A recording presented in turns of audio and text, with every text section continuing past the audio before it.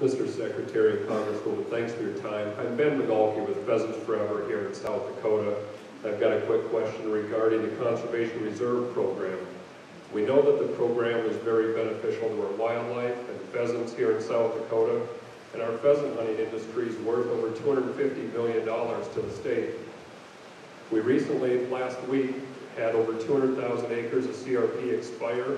We're now at almost half the acreage that we were a few years ago, and the first time in a number of years that we're below 1 million acres and set to lose about 2/3 of that in the next 3 to 5 years as well. So we know it's a big concern. My question is, what do you foresee in the near future for our continuous CRP practices and allocation of acres for those, specifically our SAFE program, which has been very successful here, and the future of a general sign-up for CRP in South Dakota? You know, it's always tough for a guy from Iowa to have to hear a guy from South Dakota talk about pheasants. I've always assumed that all of our pheasants just kind of flew up to your area. First of all, in all seriousness, this is a very important issue for South Dakota. I mean, there is, I think, an understanding of the reputation you have up here as a great area to hunt pheasants.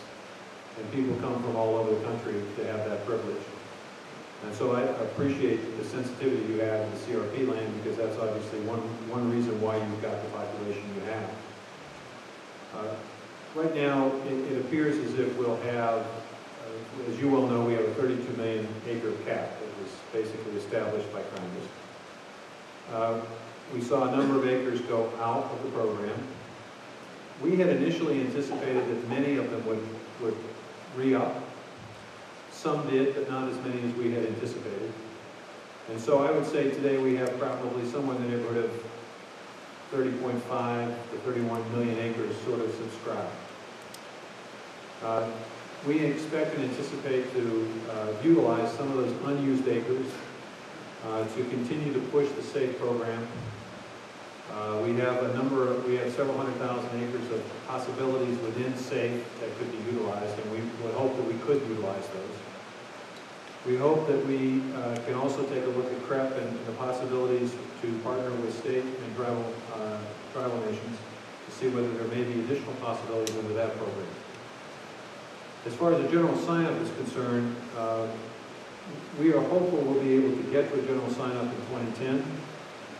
The only problem is action that was taken by the previous administration, and Jonathan, you're going to have to correct me if I'm wrong about this. Action that was taken by the previous administration makes it difficult to institute the general sign-up right now. We have to get through the environmental assessment and environmental impact statements. On what the previous administration did is they kind of separated CRP between land that needed environmental assessment and land that needed environmental impact. Well, we've got the environmental assessment out of the way, but we haven't gotten the environmental impact out of the way. We can't have a general sign-up until we get that done.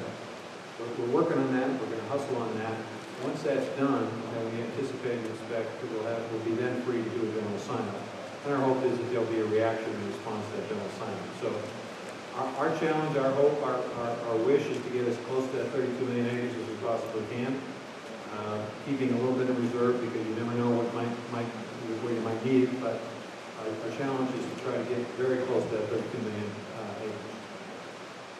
Well, Mr. Chair, we hope to continue working with you in terms of the SAFE program as well.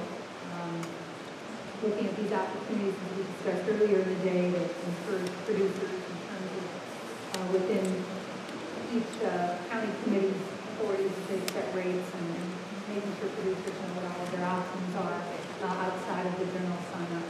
Particularly in this part of the state where we don't know how wet it's going to be for how long. So we're going to, again, encourage all the producers to maybe arrange some of their meetings to keep sharing information.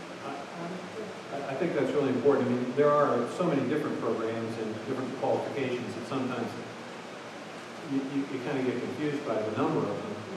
And so it would be important, I think, for us to work at a local level to try to make sure producers who are faced with very, very wet conditions realize there may be other options available to them, utilize those options. We want, obviously, their